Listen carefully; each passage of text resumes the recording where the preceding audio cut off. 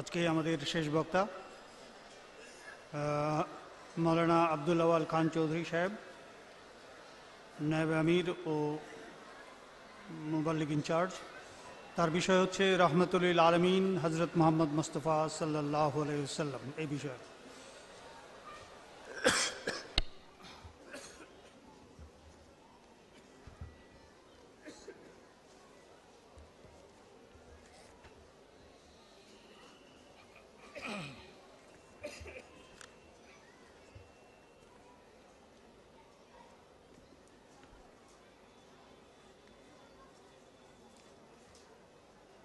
أشهد أن لا إله إلا الله وحده لا شريك له أشهد أن لا إله إلا الله وحده لا شريك له وأشهد أن محمدًا عبده ورسوله أما بعد فأعوذ بالله من الشيطان الرجيم بسم الله الرحمن الرحيم الحمد لله رب العالمين الحمد لله رب العالمين الحمد لله رب العالمين الرحمن الرحيم مالك يوم الدين إياك نعبد وإياك نستعين اهدنا الصراط المستقيم صراط الذين أنعمت عليهم غير المغضوب عليهم ولا الضالين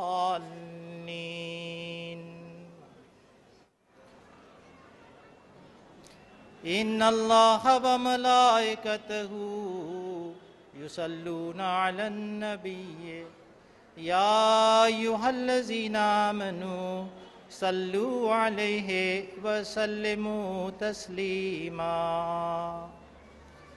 اللهم صل على محمد وعلى آل محمد كما صليت على إبراهيم وعلى آل إبراهيم إنك حميد مجيد اللهم بارك على محمد وعلى آل محمد كما باركت على إبراهيم وعلى آل إبراهيم إنك حميد مجيد শ্রদ্ধেয় জনাব ন্যাশনাল আমির সাহেব, আজকের এই মহান জলসার এই অধিবেশনের সভাপতি, আমার সামনে উপবিষ্ট আহমদিয়া মুসলিম জামাতের সদস্যবর্গ, বাইরে থেকে আগত মেহমানবৃন্দ, পর্দার আড়ালের মা বোনেরা, সবাইকে আসসালামু আলাইকুম ওয়া রাহমাতুল্লাহি ওয়া বারাকাতুহু। আজকে এই পরন্ত বিকেলে আমার বক্তব্যের বিষয়বস্তু রাখা আছে রহমতুল আলমিন হজরত মোহাম্মদ মুস্তাফা সাল্লাল্লাহু আলাইহি ওয়াসাল্লামের পবিত্র জীবনী। কিঞ্চিত ঝলক উপস্থাপন করার চেষ্টা করব। আর আজকের এই বিশেষ জলসা যেটা আজকে আমরা আরম্ভ করেছি, এটা শতবার্ষিকীর অন্তর্ভুক্ত একটি অনুষ্ঠান।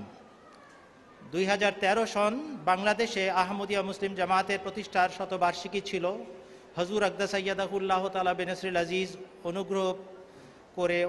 অনুগ্রহ পরবশ হয়ে আমাদের জন্য এই সময়টা এই ডিসেম্বর পর্যন্ত বর্ধিত করেছেন, যেন আমরা আমাদের কার্যকলাপ যেটা কৃতজ্ঞতা প্রকাশের জন্য আমরা হাতে নিয়েছি, আল্লাহ তাআলার প্রতি কৃতজ্ঞতা প্রকাশের জন্য হাতে নিয়েছি, সেইগুলোকে আমরা সম্পূর্ণ করতে সক্ষম হই। এই শতবার্ষিকীর একটি মূল উদ্দেশ্য হচ্ছে আমরা যেন আমাদের গোড়ার দিকে ফিরে তাকাই। এই শতবার্ষিকী উদযাপনের একটি প্রধান লক্ষ্য হচ্ছে আমরা যেন আমাদের নেতা, আমাদের গুরু, আমাদের নবী হজরত মোহাম্মদ মুস্তাফা সাল্লাল্লাহু আলাইহি ওয়াসাল্লামের সাথে সুদৃঢ় সম্পর্ক পুনর্স্থাপন করি। তাই আজকের জলসায় এই অনুষ্ঠানে আমি বিশেষভাবে বেছে নিয়েছি প্রতিকূল অবস্থায় হজরত মোহাম্মদ মুস্তাফা সাল্লাল্লাহু আলাইহি ওয়াসাল্লামের সত্য প্রচার। আপনারা সবাই জানেন, মহানবী বিশ্বনবী হজরত মোহাম্মদ সাল্লাল্লাহু আলাইহি ওয়াসাল্লাম কোনোদিন কারো কোনো ক্ষতি করেন নাই। তিনি এসেছিলেন সত্য নিয়ে, আল্লাহর সাথে তিনি প্রেম বন্ধনে আবদ্ধ হয়েছিলেন। সেই প্রেম বন্ধনের কারণে আল্লাহ তাআলা তার সাথে গভীর সম্পর্ক স্থাপন করেছিলেন। যতটুক একজন মানুষের কাছে আল্লাহ প্রকাশিত হতে পারেন, ততটুক তিনি তার কাছে প্রকাশিত হয়েছিলেন। এবং কেবল প্রকাশিত হননি, তাকে আদেশ করেছিলেন, তোমার কাছে আমি আল্লাহ ধরা দিয়েছি, তুমি জগতের কাছে আমার পরিচয় উপস্থাপন করো। কখনো বলেছেন ফাসদা বিমা তুমার, কখনো বলেছেন ওয়া আনজির আশিরাতাকাল আকরাবিন, তোমাকে যে শিক্ষা দেওয়া হয়েছে তুমি মানুষের কাছে প্রকাশ্যভাবে ভালোভাবে তা তুলে ধরো। আর কখনো বলেছেন তুমি তোমার নিকট আত্মীয়বর্গকে সতর্ক করো। কোরআন শরীফে আল্লাহ তাআলা হযরত মুহাম্মদ মুস্তাফা সাল্লাল্লাহু আলাইহি ওয়াসাল্লামের একটি বড় দায়িত্ব এবং পরিচয় উপস্থাপন করেছেন। সূরা আহজাবের 46 এবং 47 নম্বর আয়াতে আল্লাহ তাআলা বলছেন, আউযু বিল্লাহি মিনাশ শাইতানির রাজীম, ইয়া আইয়ুহান নাবিয়্যু ইন্না আরসালনাকা শাহিদাম ওয়া মুবাশশিরাম ওয়া নাযীরা ওয়া দাইয়ান ইলাল্লাহি বিইজনিহি ওয়া সিরাজাম মুনীরা। হে নবী, নিশ্চয়ই আমরা তোমাকে পাঠিয়েছি একজন সাক্ষী স্বরূপ, সুসংবাদদাতা স্বরূপ এবং সতর্ককারী রূপে, এবং আল্লাহর দিকে তারই আদেশে একজন আহ্বানকারী হিসেবে এবং দীপ্তিমান সূর্য রূপে। এই আল্লাহর দিকে আহ্বান করার দায়িত্ব আল্লাহ কর্তৃক ন্যস্ত, আর এই দায়িত্ব তিনি সমস্ত অবস্থায় পালন করেছেন। তার জীবনের বেশিরভাগ অংশ কেটেছে প্রতিকূলতার মাঝে, আর তখনও তিনি এই দায়িত্ব পালনে কখনো পিছপা হননি। সামান্য কিছু অংশ এখানে উপস্থাপন করব এবং প্রাসঙ্গিক বিষয়ের অবতারণাও হবে। প্রথম যেই ঘটনাটি আপনাদের জন্য আমি বেছে নিয়ে এসেছি সেটি হচ্ছে বিরোধিতার যুগের তবলিগের একটি অনন্য অসাধারণ ঘটনা। আমরা সবাই জানি বিরোধিতার মধ্যে হযরত উমরের বয়াতের ঘটনা। আমরা সবাই জানি কিভাবে হযরত আবু যর গিফারি রাদিয়াল্লাহু আনহু তিনি বয়াত করেছিলেন লুকিয়ে লুকিয়ে এসে তার গিফার বংশের, গিফার গোত্রের কাছ থেকে। এই সমস্ত ঘটনা প্রায়ই আলোচিত হয়। আজকে আমি আপনাদের সামনে 10 গোত্রের নেতা হযরত তুফাইল বিন আমারের কথা বলবো, যিনি এসেছিলেন মক্কা শরীফে সে সময় যখন ঘোর বিরোধিতা চলছিল মহানবী সাল্লাল্লাহু আলাইহি ওয়াসাল্লামের। তিনি 10 গোত্রের নেতা ছিলেন, সম্ভ্রান্ত পরিবারের সদস্য ছিলেন এবং বড় কবি ছিলেন। মক্কার অধিবাসীরা, কোরাইশ নেতারা তাকে চিনত এবং সেজন্য তার সাথে পরিচয় ছিল আগের থেকেই। তাকে সাবধান করে তারা বলল, তুমি এমন এক সময় মক্কায় এসেছো যখন আমাদেরই বংশের এক ছেলে ভীষণ গণ্ডগোল লাগিয়ে রেখেছে, সে আমাদের ঐক্যে ফাটল ধরিয়েছে, মাতা পিতার মাঝে সন্তানদের ফাটল ধরাচ্ছে, মাতা পিতা এবং সন্তানদের সম্পর্কে ফাটল ধরাচ্ছে, স্বামী এবং স্ত্রীর মাঝে ফাটল ধরাচ্ছে, ভাইয়ে ভাইয়ে দূরত্ব সৃষ্টি করছে। সে সাবধান, এই জাদুকরের কাছেও যাবে না, তার কথাও শুনবে না, কেননা তুমিও জাদুগ্রস্ত হয়ে যেতে পারো। যে বিরাট বিপদে আজ আমরা মক্কার কুরাইশরা সম্মুখীন হয়েছি, বিপদের সম্মুখীন হয়েছি, আমাদের আশঙ্কা তোমাদের গোত্র একই বিপদের সম্মুখীন হতে পারে, তাই সাবধান, এই জাদুকরের কাছে যাবে না। এতক্ষণ এত বেশিভাবে, এত গভীরভাবে তারা উদ্গ্রীব চিত্তে তাকে বোঝানোর চেষ্টা করেছেন, যার কারণে তিনি প্রভাবান্বিত হয়েছেন এবং নিজের অনিচ্ছা হলেও, অনিচ্ছা সত্ত্বেও কোনোভাবে তিনি ভারসাম্য হারিয়েছেন, ভয় পেয়েছেন। সত্যি যদি জাদুকর হয়, সত্যি যদি তার কথায় আমি নষ্ট হয়ে যাই, আমার বংশে আমার গোত্র যদি অনিষ্ট সৃষ্টি হয়, ফাটল ধরে, তার চেয়ে ভালো তার থেকে দূরে থাকা। তিনি নিজে বলেছেন, আমি মক্কার কুরাইশ নেতাদের প্ররোচনায় এত বেশি প্রভাবান্বিত ছিলাম যে যখন আমি কাবার চত্বরে যাওয়ার জন্য মনস্থ করলাম, পবিত্র কাবা গৃহের দিকে যাব, তখন আমি কানে তুলা দিয়ে নিলাম, যদি ঘটনাচক্রে আমার সামনে মোহাম্মদ নামক জাদুকরের আবির্ভাবও ঘটে এবং তার কোনো কথাও আমার দিকে সে নিক্ষেপ করে, তার কোনো কথা যদি সে বলে ফেলে, সেই কথা যেন আমার কানে না ঢুকে, এটা এড়ানোর জন্য, এই বিপদ থেকে নিজেকে মুক্ত রাখার জন্য আমি কানে তুলো দিয়েছিলাম। কিন্তু ভবিতব্য পূর্ণ হওয়া অবশ্যম্ভাবী। তিনি কাবা শরীফের চত্বরে গেলেন, আর ঘটনাচক্রে হযরত মুহাম্মদ মুস্তাফা সাল্লাল্লাহু আলাইহি ওয়াসাল্লাম তার পাশেই দাঁড়িয়ে কাছেই কোথাও নামাজ পড়ছিলেন। আর নামাজে সুরলিত কণ্ঠে যতটুকু অংশ কোরআনে তেলাওয়াত করার ছিল তিনি করছিলেন। কানে তুলো ঠেসে ঢুকিয়েছিলেন হযরত তুফাইল বিন আমর, 10 গোত্রের নেতা। অনিচ্ছা সত্ত্বেও কিছু না কিছু শব্দ তার কানে ঢুকে যায়। যতটুকু তিনি বুঝেন অপূর্ব সুন্দর, অনিন্দ্য সুন্দর বাণী মনে হয়। অনেক কিছু শুনেন নাই, কিন্তু কিছু কিছু শুনেছেন। একটু আচ্ছা নেবে।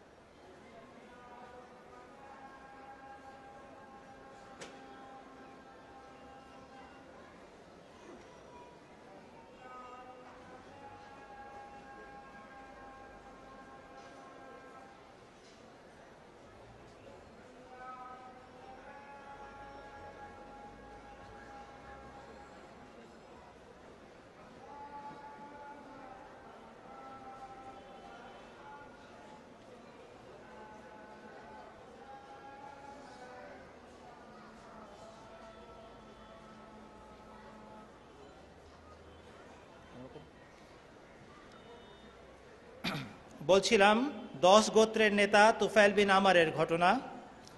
তার কানে কিছু কিছু শব্দ ঢুকেছে। রাসূলুল্লাহ সাল্লাল্লাহু আলাইহি ওয়াসাল্লাম নামাজে যেটুকু অংশ তেলাওয়াত করছিলেন সেগুলোর কিছু কিছু কথা তিনি শুনেছিলেন। তারই এক ফাঁকে তিনি চিন্তা করলেন, কত বোকা আমি একজন বুদ্ধিমান সাবালক ব্যক্তি, আমি নিজের জাতির নেতা, ভালো মন্দ চেনার যোগ্যতা আমার আছে, তা সত্ত্বেও কুরাইশ নেতাদের কথায় আমি এত প্রভাবান্বিত কেন হলাম?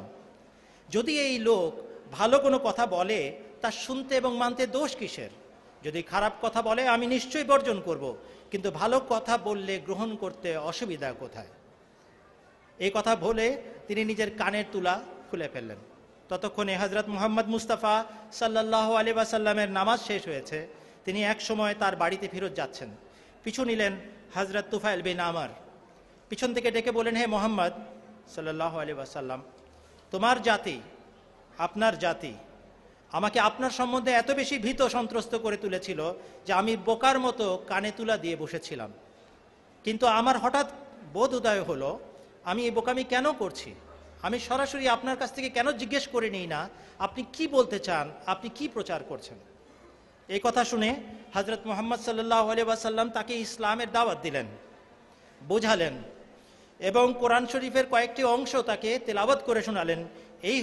এই হলো ইসলাম, এই হলো আল্লাহ তাআলার বাণী, এখন তোমার যেমনটি ইচ্ছা হয় তেমনটি সিদ্ধান্ত নিতে পারো। অদ্ভুত নেক মানুষ ছিলেন তুফাইল বিন আমর। তার কাছে সত্য প্রতিভাত হলো, তিনি নিঃসংকোচে বয়াত করলেন এবং ইসলাম গ্রহণ করলেন আর বললেন, হে আল্লাহর রাসূল, আপনি যেমনভাবে বলবেন তেমনটি হবে। আমি আমার গোত্রের নেতা, লোকেরা আমাকে সম্মান করে, মান্য করে, আপনি আমাকে বলুন আমার কি করণীয়। তিনি বলছেন, তোমার হুজুর সাল্লাল্লাহু আলাইহি ওয়াসাল্লাম বললেন, তোমার জাতিতে গিয়ে তুমি তাবলীগ করো, তাদেরকে বুঝাও এবং ইসলামের প্রতি আমন্ত্রণ জানাও। তখন তিনি বললেন যে আমাকে একটা নিদর্শন দেন। হযরত মুহাম্মদ সাল্লাল্লাহু আলাইহি ওয়াসাল্লাম তার জন্য দোয়া করলেন, হে আল্লাহ, তুফাইল বিন আমর তার জাতির কাছে ফেরত যাচ্ছে, তার জন্য নিদর্শন দাও। তুফাইল বিন আমর নিজে বলছেন, যখন আমি রাত্রেবেলা সেই উপত্যকা অতিক্রম করে আমার জনপদ 10 গোত্রের এলাকায় প্রবেশ করলাম, তখন আমার অনুভব হলো, আমি মনে করলাম, আমি দেখতে পেলাম, আমি জানতে পারলাম আমার দুই চোখের মধ্যে কপালের অংশে কোনো আলোর জ্যোতি, কোনো ছটা আছে। আর এটা নিদর্শন স্বরূপ আল্লাহ তাআলা আমাকে দিয়েছেন।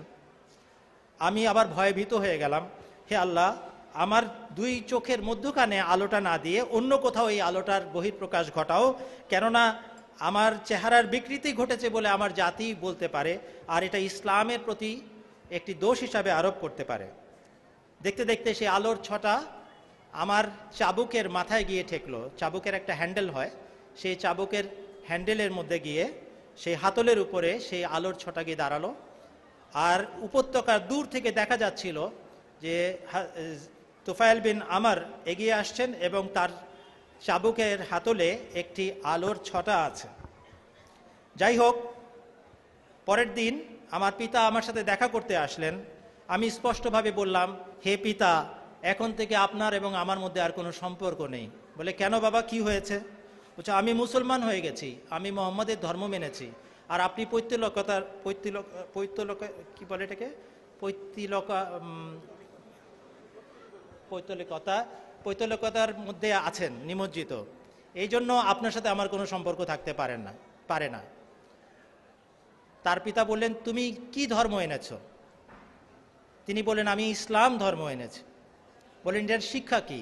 তার বাবাকে তিনি শিক্ষা উপস্থাপন করলেন সহজ ভাষায়। তার পিতা বললেন, তুমি যে ধর্ম মানো, আজ থেকে আমিও সেই ধর্মই মানলাম। তিনি মুসলমান হয়ে গেলেন। কিছুক্ষণ পরে তার স্ত্রী তার কাছে আসতে চাইলে তিনি বলেন, তুমি আমার কাছে ধারে এসো না, তোমার সাথে আমার আর কোনো সম্পর্ক নেই। বলে, কেন, এই কি কথা? আমার স্বামী হও তুমি। তিনি বললেন, আমি মুসলমান হয়ে গেছি, এই জন্য তোমার সাথে আমার সম্পর্ক থাকতে পারে না। বলেন, কিসের ধর্ম, কি কথা বলো তুমি? তিনি তাকে প্রচার করলেন, তাকে বুঝালেন ইসলামের বাণী কি এবং মর্ম কি। তার স্ত্রী তার কথা উপলব্ধি করলেন এবং মুসলমান হলেন। দুইটা ফল পেলেন হযরত তুফাইল বিন আমর তার জাতিতে ফেরত গিয়ে। কিন্তু এরপরে গাড়ি আর এগোয় না। এরপরে তিনি যতই তবলিগ করেন, যতই বোঝানোর চেষ্টা করেন, কেউ তার ধারে কাছে ঘেঁষতে চায় না, দূরে ঠেলে দেয়। মানে অভিমানে এবং ক্ষোভ নিয়ে এক পর্যায়ে তিনি মক্কায় আবার আসলেন। মহানবী সাল্লাল্লাহু আলাইহি ওয়াসাল্লামের সাথে দেখা করলেন আর বললেন, হে আল্লাহর রসুল, আমার জাতি হঠকারিতা দেখাচ্ছে, আপনি তাদের বিরুদ্ধে বদদুয়া করে দেন। হযরত মুহাম্মদ সাল্লাল্লাহু আলাইহি ওয়াসাল্লাম মৃদু হাসলেন আর তার সামনে প্রকাশ্যে দোয়া করলেন। বললেন, হে আল্লাহ, 10 গোত্রকে পথ দেখাও, হে আল্লাহ 10 গোত্রকে হেদায়েত দাও, এবং হে আল্লাহ তাদেরকে আমার কাছে নিয়ে এসো। হযরত তুফাইল বিন আমর বলেন, হে আল্লাহ রসুল, আমি এমনটি তো চাইনি। হুজুর সাল্লাল্লাহু আলাইহি ওয়াসাল্লাম বললেন, তোমার জাতিতে তোমার মতো আরো অনেক বুদ্ধিমান মানুষ আছে, ধৈর্যের সাথে তাদের মাঝে গিয়ে তবলিগ করো। তোমার জাতিতে তোমার মতো আরো অনেক মানুষ আছে। অর্থাৎ, হে তুফাইল বিন আমর, তোমার অতীতকে তুমি ভুলে যেও না।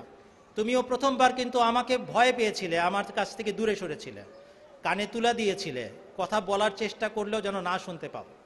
ঠিক তেমনি কারণে তোমার জাতিরও অনেক লোক তোমার কাছে ধারে ভিড়তে সাহস পাচ্ছে না। এই জন্য ধৈর্য হারাবে না, দোয়ার মাধ্যমে এবং পরিশ্রমের মাধ্যমে লেগে থাকো তবলিগে, এবং গিয়ে দেখো আল্লাহ তাআলা কি ফসল তোমাকে দান করেন। হযরত তুফাইল বিন আমর কথাটা উপলব্ধি করলেন, ফেরত গেলেন নিজের জাতিতে, পরিশ্রম করলেন, দোয়া করলেন, আল্লাহ তাআলা ফল দান করলেন। তার তবলিগে বেশ কয়েকজন বয়াত করা আরম্ভ করলো। তাদের মধ্যে জুনদুব বিন উমর রাদিয়াল্লাহু আনহু অন্যতম, যিনি নিজের উপগোত্রের নেতা ছিলেন। তিনি জাহেলিয়াত বা অজ্ঞতার যুগেও বলতেন, এই বিশ্বজগতের একজন স্রষ্টা আছে, কিন্তু আমি তাকে চিনি না, তিনি কোথায়, তিনি কি রকম তা বুঝি না, কিন্তু এটুক জানি একজন স্রষ্টা আছে। যখন ইসলামের আমন্ত্রণ লাভ করলেন, এক কথায় তাওহীদের স্বীকারোক্তি প্রদান করলেন, মুসলমান হলেন, এবং 75 জন মানুষকে নিয়ে হযরত মুহাম্মদ মুস্তাফা সাল্লাল্লাহু আলাইহি ওয়াসাল্লামের সমীপে উপস্থিত হলেন। হুজুর সাল্লাল্লাহু আলাইহি ওয়াসাল্লামের দোয়া কবুল হলো এবং দলে দলে 10 গোত্রের লোক ইসলামে দীক্ষিত হতে আরম্ভ করলো। হযরত তুফাইল বিন আমর নিজে বর্ণনা করেন, হুজুর সাল্লাল্লাহু আলাইহি ওয়াসাল্লামের উপদেশ বাণী অনুযায়ী আমি দোয়া, ধৈর্য এবং পরিশ্রমের সাথে তবলিগ অব্যাহত রেখেছিলাম, এবং 7 বছরে আমি 70 থেকে 80টি পরিবার 10 গোত্রের মুসলমান বানাতে পেরেছিলাম। তাহলে দেখা যাচ্ছে হযরত মুহাম্মদ মুস্তাফা সাল্লাল্লাহু আলাইহি ওয়াসাল্লাম তবলিগের কাজ কখনো বন্ধ হতে দেননি। বিরোধিতার চরম রূপ দেখেছেন, দোয়ার মাধ্যমে, ধৈর্যের মাধ্যমে, সহনশীলতার সাথে তবলিগ অব্যাহত রেখেছেন, অন্যকে অব্যাহত রাখার আদেশ দিয়েছেন। তায়েফের ঘটনা আমরা সবাই জানি। এই দ্বিতীয় ঘটনা বিশেষভাবে প্রণিধানযোগ্য। তায়েফ শহরে হুজুর সাল্লাল্লাহু আলাইহি ওয়াসাল্লাম কখন গিয়েছিলেন? 2.5 বছর আবু তালেবের উপত্যকায় নির্যাতিত অবস্থায় এক ঘরে সমাজচ্যুত অবস্থায় থাকার পর যখন মুক্তি লাভ করেন, তখন তিনি তায়েফের সফর অবলম্বন করেছিলেন। মক্কাবাসীরা হঠকারিতা দেখাচ্ছে, তারা কোনো মতেই সত্য শুনতে রাজি না। অতএব আমি চেষ্টা করি শিক্ষিত আরেকটা সমাজকে গিয়ে যদি সত্যের আহ্বান জানিয়ে সফল হতে পারি। এই যে আকুতি, যদি এখানে কথা না শোনে সেখানে যাব, সেখানে কথা না শুনলে আরেক জায়গায় যাব, কিন্তু সত্য প্রচার অব্যাহত রাখবো, এটা হযরত মুহাম্মদ মুস্তাফা সাল্লাল্লাহু আলাইহি ওয়াসাল্লামের সুন্নত। তায়েফে গেলেন, এক বর্ণনা অনুযায়ী 10 দিন প্রচার করলেন, কেউ মানল না। শেষের দিন আবদে ইয়ালাইল তার সাথে দেখা করলেন, অর্থাৎ জাতির নেতা, তায়েফের নেতা। জাতির নেতা বলল, আমার মনে হয় হে মোহাম্মদ, এই শহরে থাকা আপনার জন্য আর উচিত না। এটা অত্যন্ত ভদ্র ভাষায় একটি সাবধান বাণী ছিল। আবদে ইয়ালাইল এটা বলতে চাচ্ছিল, আপনি তাড়াতাড়ি এখান থেকে বেরিয়ে যান, কেননা আপনার জন্য বিপদ অপেক্ষা করছে। হুজুর সাল্লাল্লাহু আলাইহি ওয়াসাল্লাম এই শহর থেকে বেরিয়ে গেলেন, সাথে ছিলেন হযরত যায়েদ বিন হারেসা রাদিয়াল্লাহু আনহু। কিন্তু একই সময় আবদে ইয়ালাইল সেখানকার বাজে লোকদেরকে, ছোট ছোট বাচ্চাদেরকে লেলিয়ে দেয়, এই মোহাম্মদ নামে এক উম্মাদ এসেছে, তাকে তোমরা পাথর মেরে বিদায় করো। হযরত যায়েদ বিন হারেসা আপ্রাণ চেষ্টা করলেন নবীজি সাল্লাল্লাহু আলাইহি ওয়াসাল্লামের গায়ে যেন কোনো আঘাত না লাগে। তিনি নিজের গায়ে অনেক পাথরের বর্ষণ সহ্য করেছেন, কিন্তু শেষ রক্ষা করতে পারেন নাই। হযরত মুহাম্মদ সাল্লাল্লাহু আলাইহি ওয়াসাল্লামের গায়ে পাথর লেগেছে এবং তার পায়ের অংশ ক্ষতবিক্ষত হয়েছে, তার জুতায় রক্ত গেছে এবং ভরে গেছে। হুজুর সাল্লাল্লাহু আলাইহি ওয়াসাল্লাম প্রায় 3 মাইল পথ অতিক্রম করে শেষ পর্যন্ত একটি আঙ্গুর বাগানে আশ্রয় গ্রহণ করেন। আর সেখানে তিনি হৃদয় নিংড়ানো একটি দোয়া করেন। আর এটা প্রত্যেক সেই আহমদী মুসলমান যে তবলিগের কাজে সফল হতে চায় তার জন্য এক অমর শিক্ষা বহন করে। নির্যাতিত রসুল, মহানবী, বিশ্বনবী হযরত মুহাম্মদ সাল্লাল্লাহু আলাইহি ওয়াসাল্লাম অত্যাচারিত অবস্থায় যে দোয়া করবেন তা নির্ঘাত কবুল হবে, এটা তিনি নিশ্চিত ছিলেন। এই সময় তিনি যা চাইতেন তাই পেতে পারতেন। এই সময় তিনি কি দোয়া করেছিলেন? মিশকাত শরীফের বর্ণনা অনুযায়ী তিনি দোয়া করেছিলেন, আল্লাহুম্মা গফির লিকওমি ফাইন্নাহুম লা ইয়ালামুন। হে আল্লাহ, আমার জাতিকে ক্ষমা করে দাও, তারা জানে না কার সাথে তারা এই দুর্ব্যবহার করছে।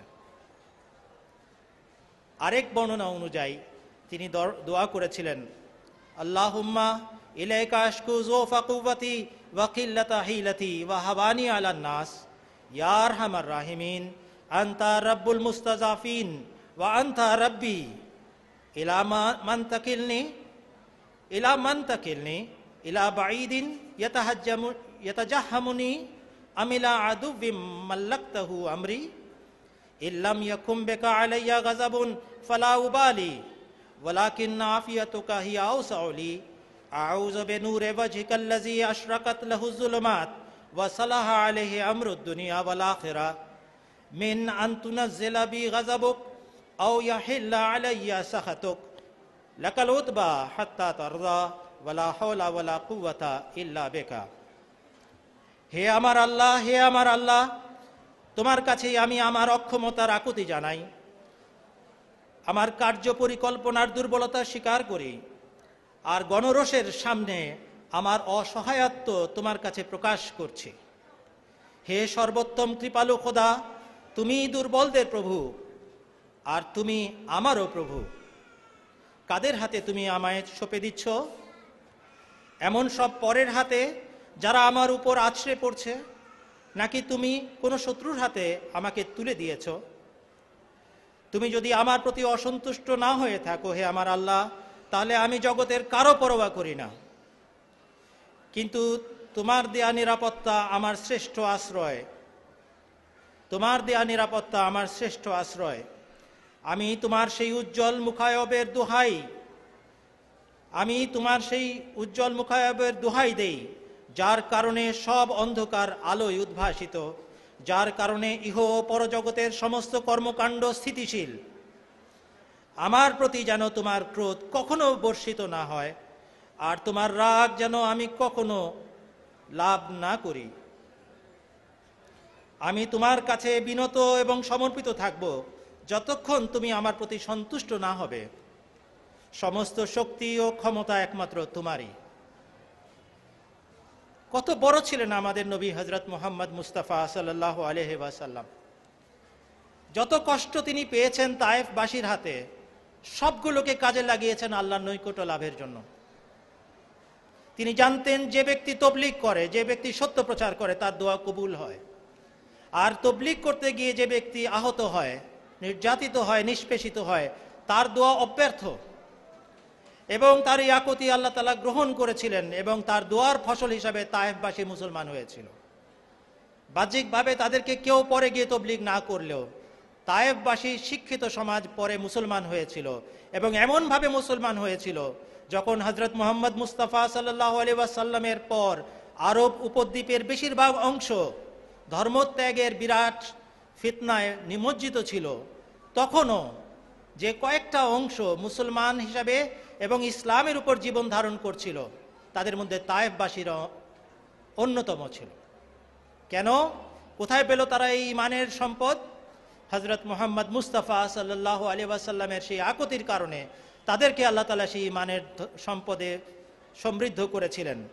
অতএব যারা হযরত মুহাম্মদ সাল্লাল্লাহু আলাইহি ওয়াসাল্লামের অনুসারী হবার দাবিদার, তাদের জন্য রাসূলুল্লাহ সাল্লাল্লাহু আলাইহি ওয়াসাল্লামের শিক্ষা হলো, যদি তবলিগ করতে গিয়ে কষ্ট হয়, বাধাপ্রাপ্ত হও, তাহলে ঘাবড়ে যেও না, বরং সেই মুহূর্তটাকে কাজে লাগাও এবং দোয়াতে কাটাও, যেন দেখতে পাও আল্লাহ তাআলা কত শক্তিমান, কত ক্ষমতাধর।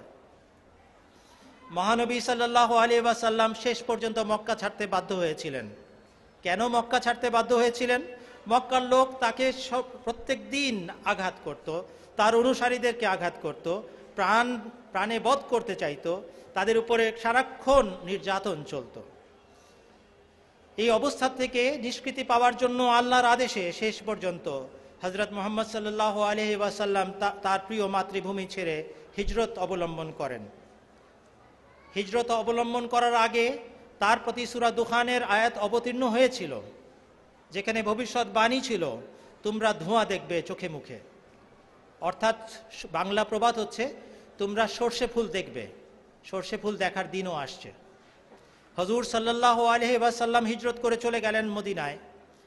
আর আল্লাহ তাআলার পক্ষ থেকে ক্রোধের বহিঃপ্রকাশ হিসাবে দুর্ভিক্ষ এবং খরা দেখা দিল মক্কাবাসীদের মাঝে। কোনো বৃষ্টিপাত নাই, কোনো ফসল নাই, কোনো লতা গুল্ম আর এখানে ফুটে না। মানুষের মাঝে হাহাকার, জীবজন্তু না খেয়ে মরতে আরম্ভ করলো। আর খাদ্যের এমন আকাল দেখা দিল যে মক্কার অধিবাসীরা শেষ পর্যন্ত মরা জীবজন্তু খেয়ে এবং ঘাস লতা গুল্ম যাই পায় তা সিদ্ধ করে খেয়ে কোনো মতে জীবন ধারণ করছিল, কিন্তু বিপদ মুক্তির কোনো লক্ষণ দেখা যাচ্ছিল না। শেষ পর্যন্ত মক্কার শিক্ষিত সমাজ অনেক ভেবে চিন্তে আবু সুফিয়ানকে, তাদের তখনকার নেতা আবু সুফিয়ানকে নবীজি সাল্লাল্লাহু আলাইহি ওয়াসাল্লামের দরবারে প্রেরণ করে। এর আগেও মক্কাবাসীরা বারবার প্রত্যক্ষ করেছে, মুহাম্মদ সাল্লাল্লাহু আলাইহি ওয়াসাল্লাম যদি কোনো কথা বলে ফেলেন, নির্ঘাত সেটা ফলে যায়। এটা তারা বারবার লক্ষ্য করেছে এবং তারা বিশ্বাস করত। এই জন্য তারা নিশ্চিতভাবে জানতো মুহাম্মদ সাল্লাল্লাহু আলাইহি ওয়াসাল্লাম ছাড়া এই বিপদ থেকে মুক্তির আর কোনো পথ নাই। আবু সুফিয়ান নবীজি সাল্লাল্লাহু আলাইহি ওয়াসাল্লামের কাছে মদিনায় এসে সাহায্য ভিক্ষা করে বলে, হে মুহাম্মদ, আপনি সবসময় আত্মীয় স্বজনদের কাছে সদাচরণের শিক্ষা দিয়ে থাকেন। এখন আপনার নিজের আত্মীয় স্বজনরা খাদ্যের অভাবে এবং খরার দরুন মরতে বসেছে। আপনি আমাদের জন্য দোয়া করুন যেন বৃষ্টি হয়ে খরা দূর হয়, আর আপনার লোকেরা ধ্বংসের কবল থেকে রক্ষা পায়, আপনার জাতি যেন রক্ষা পায়। নবীজি সাল্লাল্লাহু আলাইহি ওয়াসাল্লাম প্রথমে তাকে প্রকৃত অবস্থান বোঝানোর জন্য বলেন, মক্কাবাসীরা যে অত্যাচার নিপীড়ন করেছে তা সত্ত্বেও তোমার পক্ষ থেকে জাতির জন্য এই আবদার অনুরোধ, এ কথা শুনে তোমাকে সাহসী এবং বীর পুরুষ বলে স্বীকার করতেই হয়। অর্থাৎ যা দুর্ব্যবহার তোমরা আমার সাথে করেছো, এরপরে এরকম কোনো আবদার করার কোনো মুখ তোমার আছে এটা কেউ বিশ্বাস করে না। তারপরেও তুমি এসে আমার কাছে দোয়া চাও, বিরাট সাহসের পরিচয় দিচ্ছ হে আবু সুফিয়ান। এ কথা বলার সাথে সাথে আবু সুফিয়ান তার অবস্থান বুঝতে পারে, কিন্তু সাহাবীরা সেদিকে তাকাচ্ছিলেন না, তাকাচ্ছিলেন নবীজি সাল্লাল্লাহু আলাইহি ওয়াসাল্লামের দিকে। এ কথা বলার পর নবীজি সাল্লাল্লাহু আলাইহি ওয়াসাল্লাম নীরব হয়ে গেলেন আর সাহাবীরা অবাক হয়ে চেয়ে দেখলেন নবীজি সাল্লাল্লাহু আলাইহি ওয়াসাল্লাম আন্তরিকতার সাথে দোয়া করার উদ্দেশ্যে তার দুই হাত তুলছেন এবং অপরাধী অত্যাচারী জাতিকে প্রাণে রক্ষা করার জন্য আল্লাহর দরবারে আন্তরিক ভালোবাসায় দোয়া করা আরম্ভ করলেন।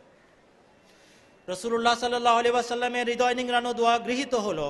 মক্কায় এরপর পর্যাপ্ত বৃষ্টিপাত হলো, যার ফলে খরা এবং আকাল দূরীভূত হয়ে স্বাচ্ছন্দ্য ফিরে আসলো। কিন্তু একই সাথে ফিরে আসলো আগের সেই চরম মুসলিম বিদ্বেষ এবং বিরোধিতা।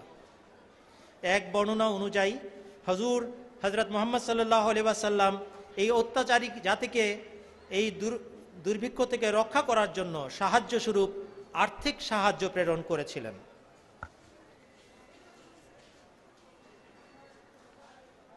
হুজুর সাল্লাল্লাহু আলাইহি ওয়াসাল্লামের এই যে অনুগ্রহ, এইটা মক্কাবাসীদেরকে বশ করেছিল। তারা খুব ভালো জানতো আমরা কার সাথে কি আচরণ করছি, কিন্তু হঠকারিতার কারণে, আমিত্বের কারণে তারা গ্রহণ করতে পারে নাই। কিন্তু হযরত মুহাম্মদ সাল্লাল্লাহু আলাইহি ওয়াসাল্লাম যে কখনো তাদেরকে নিরাশ করবেন না, তার মতো যে একটা দ্বিতীয় মানুষ হয় না, এই কথা তারা খুব ভালো করে জানত। এটা ছিল হুজুর সাল্লাল্লাহু আলাইহি ওয়াসাল্লামের নীরব তাবলীগের এক উত্তম পন্থা, এবং এই পন্থায় তিনি মানুষের মন জয় করতেন এবং করেছেন। আমাদেরকেও স্মরণ রাখতে হবে, যদি আমরাও বড় ধরনের সাফল্য লাভ করতে চাই, তাহলে হযরত মুহাম্মদ সাল্লাল্লাহু আলাইহি ওয়াসাল্লামের এই উত্তম আচরণ আমাদের জন্য অনুকরণীয় আদর্শ। মুতার যুদ্ধ কেন হয়েছিল? মুতার যুদ্ধ হবার কারণ ছিল 8 হিজরি সনে হযরত মুহাম্মদ সাল্লাল্লাহু আলাইহি ওয়াসাল্লাম তার এক সাহাবীকে প্রতিনিধি হিসাবে হেরাকল বা হারকিউলিসের দরবারে পাঠাচ্ছিলেন, যে রোমীয় সম্রাট ছিল। প্রতিনিধি দূতকে পাঠাচ্ছিলেন পত্র দিয়ে। পথিমধ্যে এই মুতার অঞ্চলে, সিরিয়ার দক্ষিণাঞ্চলে, যেটা কনস্টান্টিনোপলের প্রাচ্যের অংশ, সেখানে শরাহবিল নামক এক স্থানীয় শাসক হযরত মুহাম্মদ সাল্লাল্লাহু আলাইহি ওয়াসাল্লামের সেই দূত সাহাবীকে ধরে এবং হত্যা করে। কোন জাতির দূত এবং প্রতিনিধিকে হত্যা করা সেই জাতির বিরুদ্ধে যুদ্ধ ঘোষণার নামান্তর। হুজুর সাল্লাল্লাহু আলাইহি ওয়াসাল্লাম বাধ্য হয়ে এই মুতার অঞ্চলের বিরুদ্ধে যুদ্ধে সেনাবাহিনী পাঠাতে বাধ্য হন। এই সেনাবাহিনীর সেনাপতি ছিলেন হযরত মুহাম্মদ সাল্লাল্লাহু আলাইহি ওয়াসাল্লামের প্রিয় সাহাবী হযরত যায়েদ বিন হারেসা। হুজুর সাল্লাল্লাহু আলাইহি ওয়াসাল্লাম বলেছিলেন, যদি যায়েদ বিন হারেসা শাহাদাত বরণ করে, তার জায়গায় ইমাম জাফর বিন আবি তালেব রাদিয়াল্লাহু আনহু তিনি সেনাপতি হবেন। তিনি যদি শাহাদাত বরণ করেন, তাহলে হযরত আব্দুল্লাহ বিন রাওয়াহা সেনাপতি হবেন। তিনিও যদি শাহাদাত বরণ করেন, তাহলে মুসলমানরা যার সেনাপতিত্ব গ্রহণ করবে, সে সেনাপতির দায়িত্ব পালন করবে। যাকে সেনাপতি নিযুক্ত করবে, মনোনয়ন করবে, তাকে সেনাপতিত্ব দিতে হবে। অর্থাৎ প্রচ্ছন্নভাবে ভবিষ্যৎবাণী ছিল মুতার যুদ্ধে এই 3 জন শহীদ হতে যাচ্ছেন, এবং ঘটনা তাই ঘটেছিল। কিন্তু যুদ্ধের বিবরণ দেওয়া আজকে আমার এই বক্তৃতার অংশ নয়। আমার উদ্দেশ্য একজন প্রিয় সাহাবীকে শরাহবিল নামক রোমীয় সম্রাটের অধীনস্থ শাসক তার অঞ্চলে অন্যায়ভাবে হত্যা করার প্রেক্ষিতে যে যুদ্ধ ঘোষণা করেছে, তখনও হুজুর সাল্লাল্লাহু আলাইহি ওয়াসাল্লাম কিভাবে রহমতুল লিল আলামিন হিসাবে নির্দেশ প্রদান করেছেন রহমতের। তিনি সানিয়াতুল বেদা পর্যন্ত সেনাবাহিনীকে এগিয়ে দিয়েছেন, আর দাঁড়িয়ে তাদেরকে রওনা করার আগে বলেছেন, হযরত মুহাম্মদ সাল্লাল্লাহু আলাইহি ওয়াসাল্লাম সেনাবাহিনীকে সম্বোধন করে বলছেন, আমি তোমাদেরকে সর্ব অবস্থায় খোদাভীতি অবলম্বন করার এবং তোমাদের এবং যেসব মুসলমান তোমাদের সঙ্গ দিবে তাদেরকেও খোদাভীতি অবলম্বন করার এবং পুণ্য করার তাগাদা দিচ্ছি। আল্লাহর নামে যুদ্ধে বের হও। সিরিয়ার রণক্ষেত্রে আল্লাহ এবং তোমাদের শত্রুর বিরুদ্ধে যুদ্ধ করো। তোমরা সেখানকার উপাসনালয়গুলিতে কিছু সংখ্যক জগৎ বিমুখ সন্ন্যাসী বা পুরোহিত দেখতে পাবে। তাদেরকে তোমরা কিছু বলবে না। কোনো মহিলাকে, কোনো শিশুকে, কোনো জীর্ণ বৃদ্ধকে হত্যা করবে না। কোনো গাছ কাটবে না। কোনো বাড়িঘর বা ভবন ধ্বংস করবে না। হযরত মুহাম্মদ মুস্তাফা সাল্লাল্লাহু আলাইহি ওয়াসাল্লাম 8 হিজরি সনে যে ঘোষণা দিচ্ছেন সেটা স্থায়ী রূপ লাভ করেছে এবং তার চিরস্থায়ী শিক্ষার মধ্যে যুদ্ধের মধ্যে কি করণীয় আর কি বর্জনীয় সে কথার উল্লেখ আছে। হযরত মুহাম্মদ সাল্লাল্লাহু আলাইহি ওয়াসাল্লাম কত বড় আদর্শ ছিলেন, কত বড় কৃপার প্রতীক ছিলেন, তা যদি বুঝতে হয় তাহলে এই নির্দেশনার মাঝে অন্বেষণ করে দেখতে হবে। তিনি বলছেন, তোমরা সেখানকার উপাসনালয়গুলিতে কিছু সংখ্যক জগৎ বিমুখ সন্ন্যাসী এবং পুরোহিত দেখতে পাবে। তোমরা তাদেরকে কিছু বলবে না, কোনো মহিলার গায়ে হাত দিবে না, কোনো শিশুকে হত্যা করবে না, কোনো জীর্ণ বৃদ্ধকে হত্যা করবে না, কোনো গাছকে কাটবে না, কোনো ঘরবাড়ি, কোনো ভবন ধ্বংস করবে না। হযরত আকদাস মুহাম্মদ রাসূলুল্লাহ সাল্লাল্লাহু আলাইহি ওয়াসাল্লাম যুদ্ধ করতে বাধ্য হয়েছেন। সাধারণ কোনো মানুষ হলে প্রতিহিংসার আগুনে বলতেন, যেভাবে হোক প্রতিশোধ নিয়ে আসো।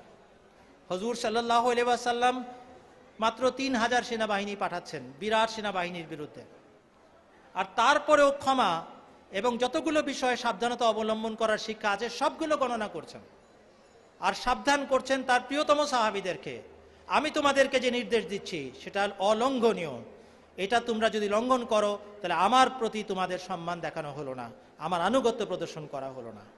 এই ছিল হযরত মুহাম্মদ মুস্তাফা সাল্লাল্লাহু আলাইহি ওয়াসাল্লামের মহান আদর্শ এবং শিক্ষা, যা আমাদের জন্য, মুসলমানদের জন্য সব সময়ের জন্য অনুকরণীয়।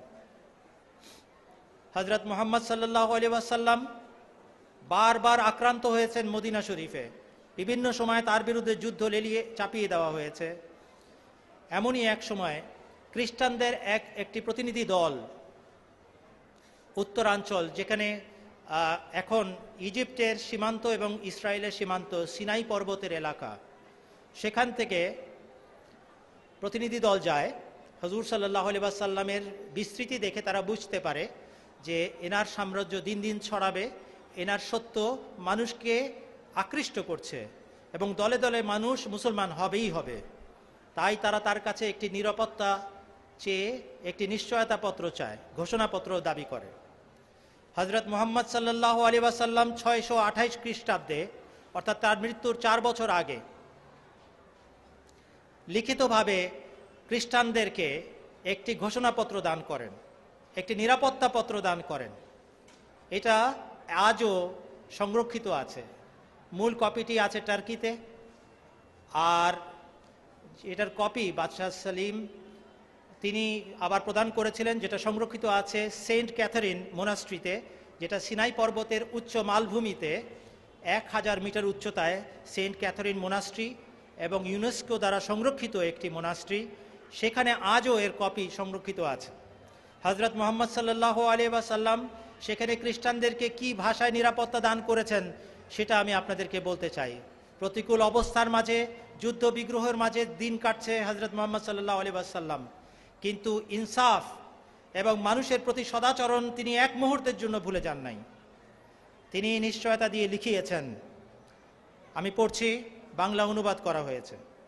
এটি মুহাম্মদ বিন আবদুল্লাহ প্রদত্ত কাছের এবং দূরের খ্রিস্টীয় মতবাদ পোষণকারী প্রত্যেকের জন্য ঘোষণাপত্র। এটা মুহাম্মদ বিন আবদুল্লাহ প্রদত্ত কাছের এবং দূরের খ্রিস্টীয় মতবাদ পোষণকারী প্রত্যেকের জন্য ঘোষণাপত্র। আমরা এদের সাথে আছি। নিশ্চয়ই আমি নিজে, আমার সেবকবৃন্দ, মদিনার আনসার, আমার অনুসারীরা এদের নিরাপত্তা নিশ্চিত করছি। কেননা খ্রিস্টানরা আমার দেশের নাগরিক। আল্লাহর কসম, যা কিছুই এদের অসন্তুষ্টি ও ক্ষতির কারণ হয়, আমি তার ঘোর বিরোধী। আল্লাহর কসম, যা কিছুই এদের অসন্তুষ্টি ও ক্ষতির কারণ হয়, আমি তার ঘোর বিরোধী। এদের প্রতি কোনো ধরনের বল প্রয়োগ করা যাবে না। এদের বিচারকদেরকে তাদের দায়িত্ব থেকে অপসারণ করা যাবে না, আর এদের ধর্মযাজকদেরকেও এদের আশ্রম থেকে সরানো যাবে না। কেউ এদের উপাসনালয় ধ্বংস বা এর ক্ষতি সাধন করতে পারবে না। এগুলোকে লুট করে মুসলমানদের বাড়িতে নিয়ে যেতে পারবে না। কেউ যদি এর সামান্য অংশ আত্মসাৎ করে, সেক্ষেত্রে সে আল্লাহর সাথে কৃত অঙ্গীকার ভঙ্গকারী এবং তার রসুলের অবাধ্য সাব্যস্ত হবে। কেউ যদি এর সামান্য অংশ আত্মসাৎ করে, সেক্ষেত্রে সে আল্লাহর সাথে কৃত অঙ্গীকার ভঙ্গকারী এবং তার রসুলের অবাধ্য সাব্যস্ত হবে। নিশ্চয়ই এরা অর্থাৎ খ্রিস্টানরা আমার মিত্র, এবং এরা যেসব বিষয়ে শঙ্কিত সেসব বিষয়ে আমার পক্ষ থেকে এদের জন্য রয়েছে পূর্ণ নিরাপত্তা। কেউ এদেরকে জোর করে বাড়ি ছাড়া করতে পারবে না, অথবা যুদ্ধে অংশগ্রহণ করতেও এদেরকে বাধ্য করা যাবে না। কেউ এদেরকে জোর করে বাড়ি ছাড়া করতে পারবে না, অথবা যুদ্ধে অংশগ্রহণ করতেও এদেরকে বাধ্য করা যাবে না, বরং মুসলমানরা এদের জন্য যুদ্ধ করবে। কোনো খ্রিস্টান মেয়ে যদি কোনো মুসলমানের সাথে বিবাহ বন্ধনে আবদ্ধ হয়, সেক্ষেত্রে তার অর্থাৎ মেয়ের অনুমোদন ছাড়া এটি সম্পাদিত হতে পারবে না। তাকে তার গির্জায় গিয়ে উপাসনা করতে বাধা দেয়া যাবে না। এদের গির্জাগুলোর পবিত্রতা অবশ্যই রক্ষা করতে হবে। হযরত মুহাম্মদ সাল্লাল্লাহু আলাইহি ওয়াসাল্লাম তৃত্ববাদের বিরোধী ছিলেন। তিনি খ্রিস্টানদেরকে এক আল্লাহর দিকে আহ্বান জানিয়েছেন সারা জীবন, এবং নাজরানের প্রতিনিধিরা এসে 15 দিন পর্যন্ত মসজিদে নববীতে অবস্থান করে এই বিষয়ে বহস করেছে, 3 আল্লাহর বিশ্বাস ঠিক না এক আল্লাহর বিশ্বাস ঠিক। ঘোর বিরোধিতা আছে ধর্ম বিষয়ে, কিন্তু জাগতিক অধিকারের ব্যাপারটি দেখুন। হযরত মুহাম্মদ সাল্লাল্লাহু আলাইহি ওয়াসাল্লাম ধর্মীয় বিষয়ে দ্বিমত থাকা সত্ত্বেও ঘোষণা দিচ্ছেন, এদের গির্জাগুলোর পবিত্রতা অবশ্যই রক্ষা করতে হবে, এগুলোর সংস্কার ও রক্ষণাবেক্ষণ করতে বাধা দেওয়া যাবে না, এদের ধর্মীয় অনুশাসনগুলোর পবিত্রতা হানি করা যাবে না। এই ঘোষণাপত্র কিয়ামত দিবস পর্যন্ত এই উম্মতের কোনো সদস্য লঙ্ঘন করতে পারবে না। শেষ করছি হযরত আকদাস মসিহে মাউদ ইমাম মাহদী আলাইহিস সালাতু ওয়াস সালামের একটি উক্তি উচ্চারণ করে, যা তিনি মহানবী বিশ্বনবী হযরত মুহাম্মদ মুস্তাফা সাল্লাল্লাহু আলাইহি ওয়াসাল্লামের প্রশংসায় ব্যক্ত করেছিলেন। হযরত মির্জা গোলাম আহমদ কাদিয়ানী আলাইহিস সালাতু ওয়াস সালাম ইতমামুল হুজ্জায় লিখেন, সেই ব্যক্তি যিনি সবচেয়ে সম্পূর্ণ এবং পূর্ণ মানব ছিলেন এবং পূর্ণ নবী ছিলেন, এবং যিনি পূর্ণ কল্যাণ রাজি নিয়ে আবির্ভূত হয়েছিলেন, যার মাধ্যমে আধ্যাত্মিক পুনরুত্থান ও একত্রীকরণের কারণে পৃথিবীর প্রথম কিয়ামত সংঘটিত হয়, যার আগমনে এক মৃত জগৎ জীবন ফিরে পায়, সেই মুবারক নবী হলেন হযরত খাতামুল আম্বিয়া, ইমামুল আসফিয়া, খাতামুল মুরসালিন, নবীগণের গৌরব হযরত মুহাম্মদ মুস্তাফা সাল্লাল্লাহু আলাইহি ওয়াসাল্লাম। হে প্রিয় খোদা, হে প্রিয় খোদা, এ প্রিয় নবীর ওপর এমন রহমত ও দরুদ বর্ষণ করো যেমনটি দুনিয়া সৃষ্টি অবধি তুমি কারো প্রতি নাজিল করনি। এ অসীম মর্যাদাবান নবী পৃথিবীতে আবির্ভূত না হলে ছোট ছোট যত নবী দুনিয়ায় এসেছেন, যেমন ইউনুস, আইয়ুব, মসীহ ইবনে মারিয়াম, মালাকি, ইয়াহিয়া, জাকারিয়া প্রমুখ, তাদের সত্যতার কোনো প্রমাণ আমাদের কাছে থাকতো না। যদিও তারা সবাই নৈকট্যপ্রাপ্ত, সম্মানিত এবং খোদা তাআলার প্রিয় ভাজন ছিলেন, এ কেবল সেই নবী সাল্লাল্লাহু আলাইহি ওয়াসাল্লামেরই অনুগ্রহ বিশেষ যে এই নবীগণ পৃথিবীতে সত্যবাদী হিসেবে স্বীকৃত হয়েছেন। হে আল্লাহ, তার প্রতি, তার বংশধরদের প্রতি, তার সাহাবীগণের প্রতি তুমি দরুদ, রহমত ও বরকত নাজিল করো। আল্লাহুম্মা সাল্লি আলা মুহাম্মাদিন ওয়া আলা আলি মুহাম্মাদিন বিআদাদি হাম্মিহি ওয়া গাম্মিহি ওয়া হুজনিহি লি উম্মতি হাযিহি ওয়া আনজিল আলাইহি আনওয়ারা রাহমাতিক ইন্নাকা হামিদুম মাজিদ। ওয়া আখিরু দাওয়ানা আনিল হামদুলিল্লাহি রাব্বিল আলামিন।